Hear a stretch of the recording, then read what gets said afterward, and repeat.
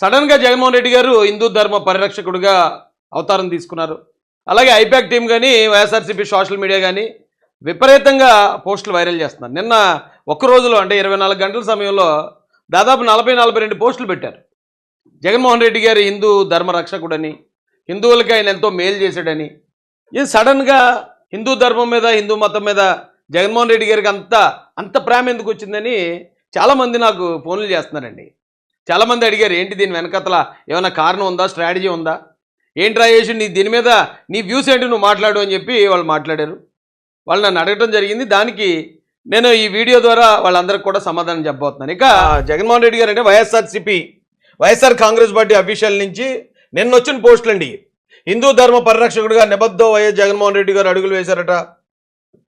అలాగే ధూపదీప నైవేద్య సేవలను రాష్ట్రంలో 1600 నుంచి 5338 ఆలయాలకి హయాంలో విస్తరించారట. గరుడు సేవను భక్తులందరూ దర్శించుకోవాలనే ఉద్దేశంతో తన హయాంలో పున్నమి గరుడు సేవని, ఇది చూడండి ఫోటోలు కూడా, అది మామూలు కాదు. ఏంటి సడన్గా జగన్మోహన్ రెడ్డి గారికి హిందూ ధర్మ పరిరక్షకుడు వైఎస్ జగన్ రాష్ట్ర ప్రజల సంక్షేమం కాదు దేవాదాయ శాఖ తొలిసారి వైఎస్ జగన్ రాజశ్యామల యాగాన్ని నిర్వహించారట.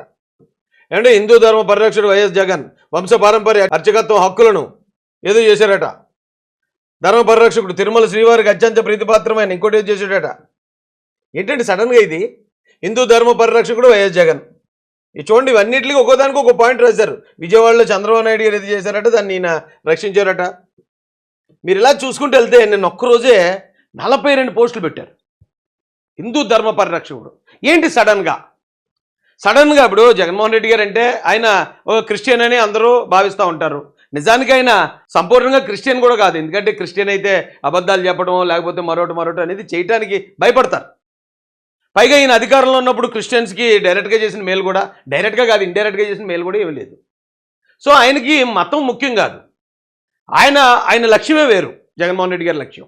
అలాంటి సడన్గా ఇప్పుడు హిందువులకి ఆయన దగ్గర చేసే ప్రయత్నం ఈ ఐపాక్ టీము ఏదైతే ఉందో వైఎస్ఆర్సీపీ సోషల్ మీడియా సడన్గా ఎందుకు చేసిందంటే నాకు అనిపించిన ఒక 2 పాయింట్లు మీకు చెప్తానండి. మొన్న పార్లమెంట్లో వక్ఫ్ బిల్కి సవరణలు చేయాలని బీజేపీ ప్రతిపాదన చేసింది. చాలామందికి నచ్చింది, చాలామందికి నచ్చలేదు. నచ్చని వాళ్ళు ఎలాగో వ్యతిరేకిస్తారు. నచ్చని వాళ్ళు వ్యతిరేకించినంత మాత్రాన అంత పెద్ద మెజారిటీలో ఉన్న బీజేపీ ఆ బిల్లు పాస్ చేయకుండా అయితే ఆగదు, అది వాస్తవం. ఇప్పుడు ఏ అయితే వర్గాలకు వ్యతిరేకంగా గవర్నమెంట్ పనిచేస్తుందంటారో ఆ వర్గాల ఐక్యత లేనంత కాలం ఆ వర్గాలకు న్యాయం జరగదు, ఇది కూడా వాస్తవం. అయితే ఈ వక్ఫ్ బోర్డ్ బిల్లుకి తెలుగుదేశం పార్టీ లేకపోతే ఇక్కడ ఎన్డీఏ కూటమి ఉంది కాబట్టి ఆ కూటమి సపోర్ట్ చేసేస్తుంది. మేము ముస్లింల తరపున ఉంటాం, ఆ వక్ఫ్ బిల్లుని మేము వ్యతిరేకిస్తామని చెప్పి గౌరవ జగన్మోహన్ రెడ్డి గారు అండ్ వైఎస్ఆర్సీపీ వీళ్ళు ఒక లెటర్ని రిలీజ్ చేశారండి. వక్ఫ్ బోర్డ్ అమెండ్మెంట్ బిల్కి సంబంధించి ఈరోజు రాజ్యసభలో రాబోతుంది. దానికి మెంబర్స్ అందరూ ప్రజెంట్ అవ్వండి, ఏదో సో అండ్ సో అంటే ఆ బిల్లుని వ్యతిరేకించండి, మేము వ్యతిరేకిస్తున్నాం పబ్లిక్గా అనౌన్స్ చేశారు. పార్లమెంట్లో మేము వ్యతిరేకించామని కూడా పబ్లిక్గా అనౌన్స్ చేశారు. పార్లమెంట్లో వాళ్ళు కొన్నది 2-3 అంతే. కానీ అదే బిల్లుని రాజ్యసభకు వచ్చేటప్పటికి వీళ్ళు విప్ జారీ చేయలేదండి. విప్ జారీ అంటే విప్ ఏం చేస్తారు, పార్టీ ఉందండి ఏదో పార్టీ, ఇప్పుడు ఆ పార్టీకి ఒక అధ్యక్షుడు ఉంటాడు, ఆ అధ్యక్షుడి తరపున ఎమ్మెల్యేలు ఎంపీలు సభల్లో ఉంటారు కదా, ఈయన విప్ జారీ చేస్తాడు, ఇదిగో పలానా దానికి ఓటు వేయాలి, ఆ విప్ దాన్ని ఎవరు ధిక్కరించకూడదు, ఆ ఇచ్చినట్టే ఓటు వేయాల్సిందే. అయితే ఇక్కడ జగన్మోహన్ రెడ్డి గారు రాజ్యసభలో విప్ జారీ చేయలేదట. రాజ్యసభలో 7 ఎంపీలు ఉన్నారు ఈయనకి. అంటే విప్ జారీ చేయలేదంటే ఆ బిల్లుకు వ్యతిరేకంగా ఓటు వేయండి అని చెప్పలేదు. దాని అర్థం ఏంటండి? ఇప్పుడు ఆయన బిల్లును వ్యతిరేకిస్తున్నాను ఇక్కడ చెప్పినప్పుడు, ఏమంటే నేను పార్లమెంట్లో వ్యతిరేకిస్తున్నాను, నేను రాజ్యసభలోను లోక్సభ రెండింటిలో వ్యతిరేకిస్తున్నాను, మన వాళ్ళు ఎవరు ఓటు వేయకండి అని చెప్పాలి. కానీ ఆయన పార్లమెంటు వరకు ఒక మాట మీద ఉండి, పార్లమెంటులో అన్నా సరే మరి దానికి వ్యతిరేకంగా ఓటేసారు లేదు నాకు తెలియదు, కానీ రాజ్యసభలో మాత్రం కంపల్సరీ ఆ వ్యతిరేకంగా ఓటేయలేదు. బీఆర్ఎస్ అపోజ్ వక్ఫ్ బిల్, బీఆర్ఎస్ వ్యతిరేకించింది, ఎవరు మన కేసీఆర్ గారు. YSRCP BJD leave into their Rajya Sabha members to decide their vote. Rajya Sabha ఎంపీలు ఉంటారు కదండి, మీకు నచ్చితే వేసుకోండి, మీ ఇష్టం. అలా ఏ పార్టీ అని చెప్తుందా? పార్టీకి ఒక సిద్ధాంతం, విధి విధానం ఉంటుంది. ఇగో దీనికి అనుకూలం, మనం వ్యతిరేకం, అనుకూలం అయితే అనుకూలంగా ఓటేయండి, వ్యతిరేకం అయితే వ్యతిరేకంగా ఓటేయండి చెప్తారు. అంతేగాని అరే బాబు మీ ఇష్టం రా, ఎలా పడితే అలా ఉండండి రా అని అలా వదిలేరండి. అలా ఎప్పుడు వదిలేస్తారంటే, మీరు ఓటు వేసుకోండి, నేను బయట ఓటు వేయనని చెప్పాను కానీ మీరు వేసుకోండి, ఓటు వేసుకోండి, మిమ్మల్ని ఓటు వేయో వ్యతిరేకించండి అని నేనేం చెప్పను అంటే ఇన్నర్గా మీరు అనుకూలంగా వేసేయండి అనే కదా అర్థం. అనుకూలంగా వేస్తారు ఓటు. బయట చెప్పింది ఏంటి? ఇప్పుడు టీడీపీ లేకపోతే జనసేన ఉన్నాయండి, ఇప్పుడు కూటమిలో ఉన్నాయి, బీజేపీతో పొత్తులో ఉన్నారు. పొత్తులో ఉన్నారు కాబట్టి వాడు ఖచ్చితంగా అనుకూలంగా వేస్తారు వాళ్ళు, దాన్ని మనం ఇంకేం కాదనలేం.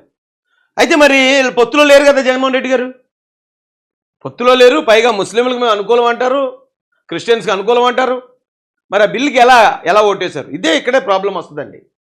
అయితే చల్లగా ఉండు లేదా వెచ్చగా ఉండు, నులివెచ్చగా ఉండొద్దని బైబిల్ చెప్పింది. కానీ ఇక్కడ ఈయన ఏం చేశారు?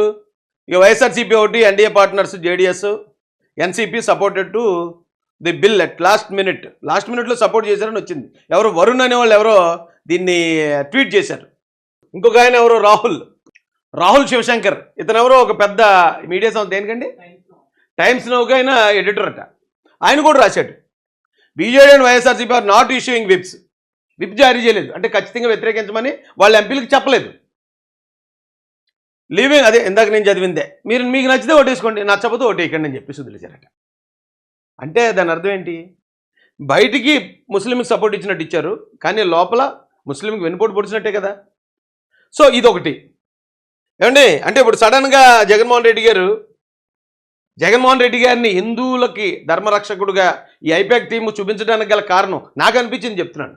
అక్కడ ముస్లింలకు సపోర్ట్ చేస్తున్నట్టు చేసి ముస్లింలకి వెనుపడి పడవడంతో వాళ్ళకి యాంటీ అయిపోయారు. ముస్లింలు ఎవరో ఇంకా నమ్మట్లేదు. ఇదేంటి అలా చేసాడు ఏంటి ఈయన? ఇప్పుడు వాళ్ళంటే కూటమిలో ఉన్నారు, తప్పదు వేస్తారు ఓటు. కానీ ఈయన కూటమిలో లేడు కదా, ఈయన కూడా ఎందుకు వేసాడు?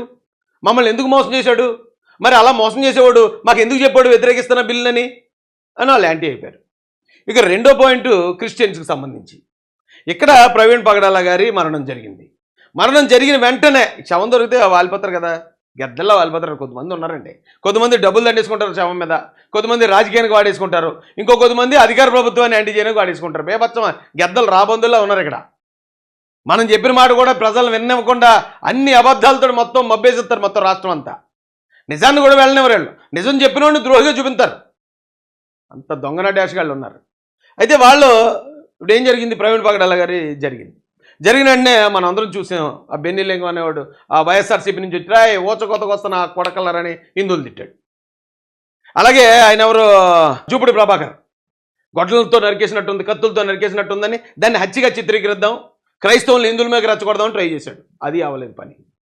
ఇంకోటి ఎవడు మా మేకప్ మాస్టర్ ఒకడు ఉన్నాడు, మాకు పాత సినిమాలో కత్తి కాంతారావు గారు మేకప్ వేసుకుంటారు చూడు, అదే మేకప్తో వస్తూ ఉంటాడు, జాడ శ్రవణ్ కుమార్ అడిపారు.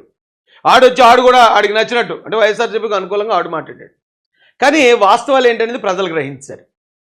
క్రిస్టియన్స్ని హిందువుల మీదకి రెచ్చగొట్టి హిందువులు తిట్టించారు వైసీపీ వాళ్ళని హిందువులు అందరూ గ్రహించారు.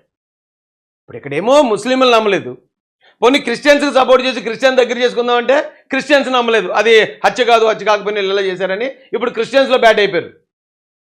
క్రిస్టియన్స్ ద్వారా హిందువులు తిట్టించాడు, దీని వెనకాతల వైసీపీ ఉందని హిందువులు అందరూ కోపంగా ఉన్నారు ఇప్పుడు. అందుకు మనోళ్ళు వెంటనే రివర్స్ గేరేసి హిందూ ధర్మ పరిరక్షకుడు, హిందువుల్ని ఉద్ధరించడానికి వచ్చారన్నట్టు వాళ్ళు ప్రమోట్ చేసుకుంటున్నారు అనుకుంటున్నాను నేను. ప్లేట్ తిప్పేశారు, ముస్లింలు వదిలేశారు, ఇక క్రిస్టియన్ వదిలేదు, ఎందుకంటే వీళ్ళని నమ్మించలేకపోయారు. సరే కనీసం హిందువులు అన్న ఈ మత రాజకీయాలు వద్దండి. ఈ మత రాజకీయాల ఏమవుతుందంటే జనాలు కొట్టుకు తెచ్చిపోతారు. జస్ట్ మిస్ ఇది. మాలాంటి వాళ్ళు ఎంతోమంది తిట్లు తిని అవమానాలు తిని మేము అడ్డుకోగలిగాం, కానీ లేకపోతే ఇమ్మీడియట్గా అంటుకుపోనిది రాష్ట్రానికి. దయచేసి రాజకీయాల కోసం మతాలని జనాల్ని వాళ్ళ ప్రాణాలని పణంగా పెట్టొద్దని వైఎస్ఆర్సీపీ వాళ్ళకి రిక్వెస్ట్ చేస్తున్నానండి. ఎందుకంటే మీరు ఇప్పుడు అధికారంలో లేరు, అధికారం కోసం ఏదైనా చేయండి, ఏ ప్రయత్నాలైనా చేయండి, కానీ ప్రజల ప్రాణాలను రిస్క్లో పెట్టకండి. చూసారు కదండి, మరి ఈ వీడియో కనుక మీకు నచ్చినట్లయితే ఒక లైక్ కొట్టేసి మీ అభిప్రాయాన్ని కూడా కామెంట్ బాక్స్లో తెలియజేస్తూ ఇలాంటి ఇంట్రెస్టింగ్ అప్డేట్స్ కోసం మా ఛానల్ని సబ్స్క్రైబ్ చేసుకోండి.